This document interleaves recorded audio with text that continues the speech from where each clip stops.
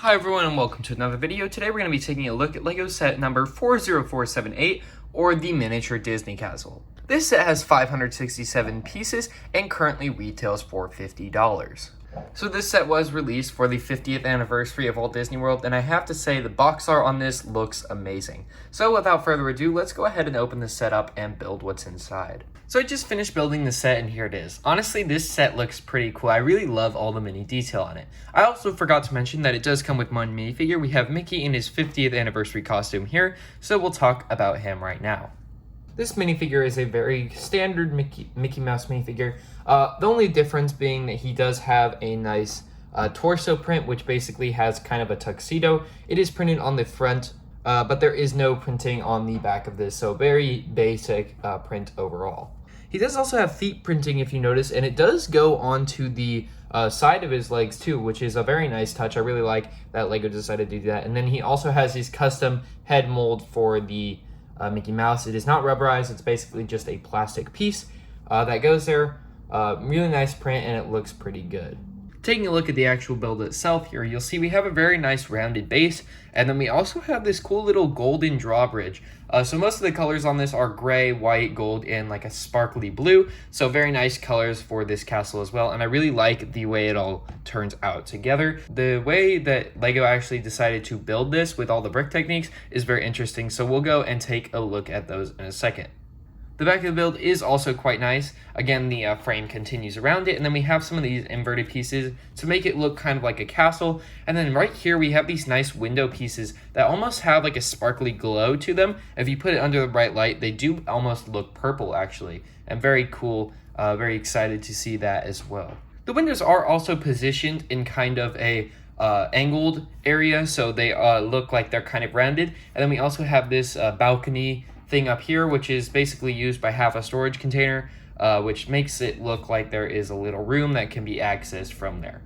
And then in the middle of the castle, we have this very big area, and we basically have a massive spire going on top of that, and then just a bunch of areas with windows on them and stuff off to the side just to make it look more volume and have more volume. So it really looks like a castle in this sense. And honestly, the way LEGO designed this whole thing looks really good, and I really like how they designed it all. All around the build, we also have these very cool looking spires, and they do have kind of a glittery dish on them all around them. So the bigger dish on the bottom and then the smaller dish on the top is actually kind of a sparkly blue, so it makes this kind of look way cooler, and I really like the way that it actually makes this set look. Makes it look more magical in Disney sense, and I really like how it's contributed to that. One last really cool detail I wanted to mention was the shield piece that is used in front for kind of a massive clock. Now I really like the way this looks. It is a gold shield that has a printed logo onto it. There are no stickers, so really cool to see that as well, and I really like that piece actually. It's really shiny compared to the other gold, and I really like the way that it actually looks.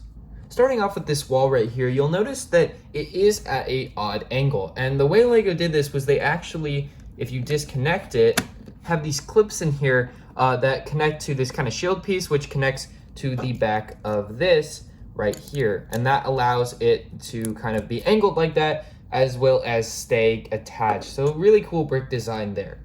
The top of this set is also able to come off, and you'll notice that the inside of the build is also fully furnished.